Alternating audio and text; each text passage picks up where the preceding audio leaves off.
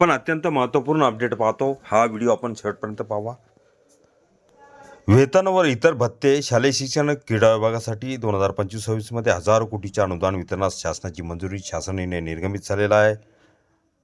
हा व्हिडिओ आपण शेवटपर्यंत पाहावा। 28 जानेवारी 2026 महाराष्ट्र शासनाच्या शालेय शिक्षण क्रीडा विभागासाठी आर्थिक वर्ष 2025-26 मध्ये अर्थसंकल्पीय तरतुदीनुसार मोठ्या प्रमाणात अनुदान वितरणास शासनाने मंजुरी दिली आहे।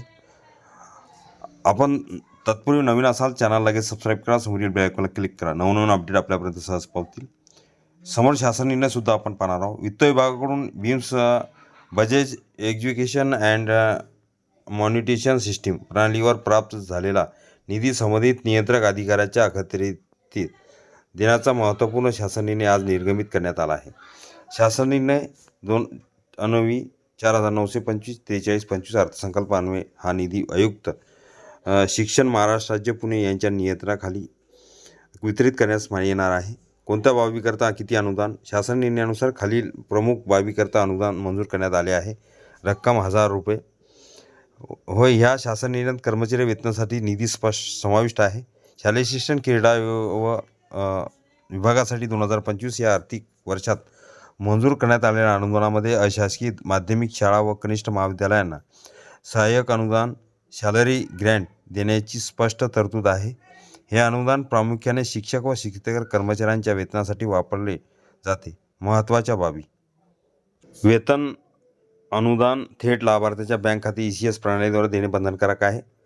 मंजूर देशाव्यतिरिक्त वेतनाशिवाय हा निधी वापरता येणार नाही। मासिक खर्च अहवाल शासनास सादर करणे आवश्यक आहे।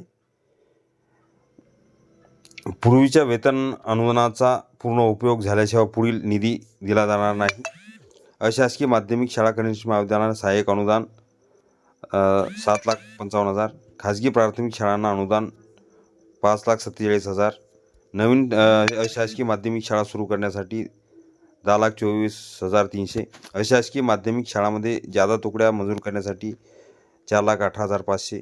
ह्या निधीमुळे राज्यातील प्राथमिक माध्यमिक उच्च माध्यमिक शिक्षण क्षेत्राला मोठा आधार मिळणार असून शिक्षणाचा विस्तार आणि गुणवत्ता सुधारण्यास चालना मिळेल अशी अपेक्षा व्यक्त केली जात आहे।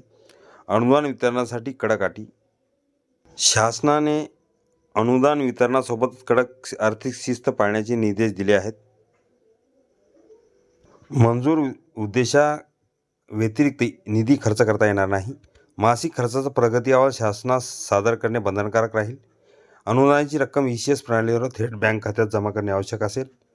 पूर्वी दिलेल्या अनुदानाचा पूर्ण उपयोग झाल्याशिवाय पुढील अनुदान देण्यात येणार नाही। तसेच वित्तीय अधिकार नियमपुस्तिका महाराष्ट्र अर्थसंकल्प नियम व शासनाच्या सर्व संबंधित परिपत्रकाचे काटेकोर पालन करण्याचे निर्देश देण्यात आले आहेत। शिक्षण व्यवस्थेला दिलासा: या निर्णयामुळे राज्यातील अशासकीय शाळा प्राथमिक शिक्षण संस्था व कनिष्ठ महाविद्यालयांना आर्थिक स्थैर्य मिळणार असून शिक्षकाचे वेतन शाळांची कार्यवाही व नवीन शैक्षणिक सुविधा उभारणीस मदत होणार आहे। शिक्षण क्षेत्रातील विविध प्रलंबित कामांना गती मिळेल असा विश्वास व्यक्त केला जात आहे। हा शासन निर्णय महाराष्ट्र शासनाच्या अधिकृत संकेतस्थळावर उपलब्ध प्रसिद्ध करण्यात आला असून डिजिटल स्वाक्षरी प्रमाणित करण्यात येत आहे। तर परिपत्रक पाहण्या अगोदर हा व्हिडिओ उपयोगी वाटला असेल लाईक शेअर आणि अखिल तमसर क्लासेस चॅनल लगेच सबस्क्राईब करा। 27 जानेवारी 2026 चा महत्त्वपूर्ण शासन निर्णय, शैक्षणिक कार्यासाठी महत्त्वपूर्ण निधी थोडक्यात आपण स्पष्टीकरण बघितलेले आहे। हा पूर्ण शासन निर्णय अखिल तांबूसर क्लासेसच्या डिस्क्रिप्शन बॉक्समध्ये लिंक आहे, तिथून डाउनलोड करू शकता।